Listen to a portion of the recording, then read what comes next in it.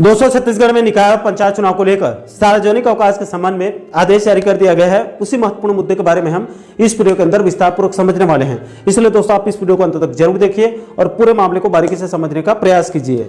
नमस्कार दोस्तों, मैं हूं आपका दोस्त लोकेश साहू और आप देख रहे हैं लोकेश छत्तीसगढ़िया यूट्यूब चैनल। आप सभी साथियों का हमारे इस चैनल पर बहुत बहुत स्वागत है।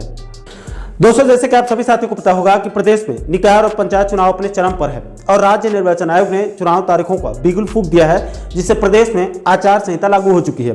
दोस्तों, वैसे तो आचार संहिता के दौरान कर्मचारियों और अधिकारियों की अवकाश पर रोक लगाई जाती है और खास करके उन कर्मचारियों को अवकाश पर रोक लगाई जाती है जिनका चुनाव ड्यूटी लगाई जाती है, क्योंकि अगर सामान्य दिनों के तरह ज्यादा अवकाश दिया जाएगा तो चुनाव कार्य प्रभावित हो सकता है, चुनाव कार्य रुक सकता है। इसलिए आचार संहिता के दौरान कर्मचारियों के अवकाश पर जो है वो रोक लगाई जाती है सामान्य दिनों की अपेक्षा में। दोस्तों, यहाँ पर समझने वाली बात यह भी है कि जिस दिन वोटिंग होगी उस दिन राज्य सरकार को सामान्य अवकाश घोषित करना जरूरी है, क्योंकि पंचायत और निकाय चुनाव के लिए वोटिंग सरकारी भवनों और स्कूलों में ही संपन्न कराई जाती है। इसलिए अगर उस दिन सामान्य अवकाश या फिर सार्वजनिक अवकाश नहीं किया जाएगा तो वोटिंग कहां पर होगी। इसलिए इस मुद्दे को संज्ञान में लेकर सामान्य प्रशासन विभाग ने एक आदेश जारी करके वोटिंग के दिन यानी जिस दिन मतदान होगा उस दिन सामान्य अवकाश या सार्वजनिक अवकाश घोषित कर दिया है।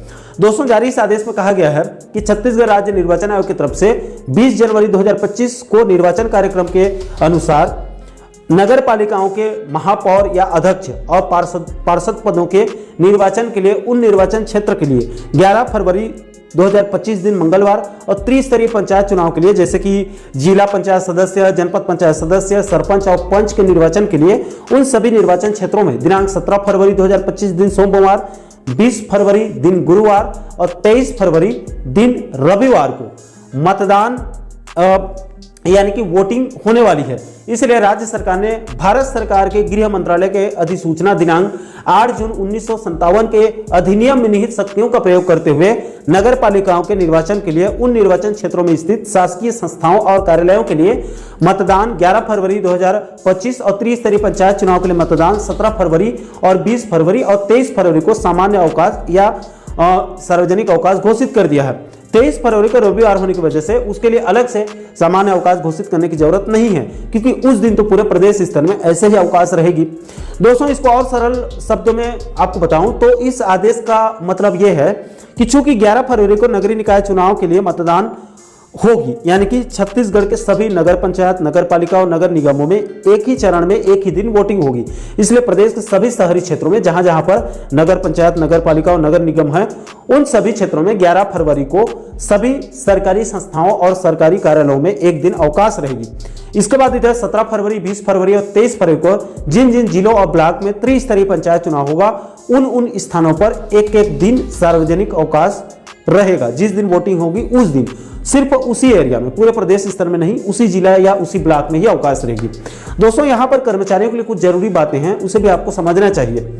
देखिए दोस्तों, जिन कर्मचारियों की चुनाव ड्यूटी लगने वाली है और जिन लोगों को रिजर्व के रूप में रखा जाएगा, उन कर्मचारियों अधिकारियों को वोटिंग के दिन के सार्वजनिक अवकाश का कोई लाभ नहीं मिलेगा, क्योंकि उनकी खुद की चुनाव ड्यूटी लगी रहेगी।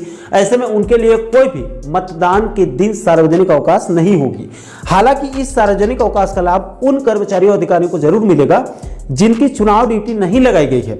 जो लोग सामान्य दिनों के भांति अपना अपना सरकारी कामकाज कर रहे हैं, उन कर्मचारियों को मतदान के दिन जो सार्वजनिक और सामान्य अवकाश दिया जा रहा है उसका लाभ उन कर्मचारियों को मिलेगा जिनकी चुनाव ड्यूटी नहीं लगाई गई है, उनको इसका लाभ मिलेगा। इसके अलावा दोस्तों, कुछ साथियों की तरफ से यह भी पूछा जा रहा है कि किसी कर्मचारी की चुनाव ड्यूटी लगाई गई है या फिर किसी कर्मचारी को रिजर्व में रखा गया है, तो इन सभी कर्मचारियों में से किसी को आकस्मिक अवकाश यानी कि इमरजेंसी छुट्टी चाहिए। अगर किसी के घर में अकस्मात किसी की मृत्यु हो गई है या फिर और कोई गंभीर समस्या उत्पन्न हो गई है जिसके लिए चुनाव ड्यूटी के दौरान अवकाश लेना इनको सख्त जरूरी होगा, अगर सख्त जरूरी होता है तो आप अपने ऊपर के अधिकारियों को सूचना देकर जिला निर्वाचन अधिकारी यानी कि कलेक्टर को आवेदन देकर इमरजेंसी छुट्टी ले सकते हैं। लेकिन आपको इमरजेंसी छुट्टी मिलेगी या फिर नहीं, यह भी जिला निर्वाचन अधिकारी यानी कि कलेक्टर के ऊपर निर्भर करता है। अगर कलेक्टर को लगेगा कि आपको अवकाश देना चाहिए, आपका अवकाश जरूरी है, तो वो अपने विवेक से आपको इमरजेंसी अवकाश दे सकता है। और अगर कलेक्टर को लगेगा कि आपके पास अवकाश लेने का ठोस कारण नहीं है तो जिला निर्वाचन अधिकारी यानी कि जिला कलेक्टर आपकी आवेदन को, अवकाश आवेदन को रिजेक्ट भी कर सकता है। तो आशा करता हूं दोस्तों कि आप इस वीडियो के माध्यम से निकाय और पंचायत चुनाव के अवकाश से जुड़ी इन सभी महत्वपूर्ण अपडेट को बिल्कुल सरल शब्दों में आप अच्छे से समझ गए होंगे। दोस्तों इन सभी मुद्दों को लेकर आप लोगों की क्या राय है या फिर इन मुद्दे से जुड़ी आपके कोई सवाल हैं तो भी आप नीचे कमेंट बॉक्स में अपनी अपनी प्रतिक्रिया आप लोग जरूर साझा कीजिएगा। और साथियों आप आगे भी प्रदेश के इसी प्रकार के और भी अन्य महत्वपूर्ण मुद्दों पर, महत्वपूर्ण टॉपिक पर आप आगे भी वीडियो देखना चाहते हैं तो आप हमारे चैनल को जरूर सब्सक्राइब कर लीजिएगा ताकि आने वाले सभी नए वीडियो का नोटिफिकेशन जो है वो आप लोगों तक तुरंत पहुंच सके। दोस्तों अभी के लिए फिलहाल इस वीडियो में इतना ही, मुझे दीजिए इजाजत। मैं मिलता हूं आपसे एक और महत्वपूर्ण मुद्दे के साथ, महत्वपूर्ण टॉपिक के साथ। तब तक के लिए जय हिंद, जय छत्तीसगढ़।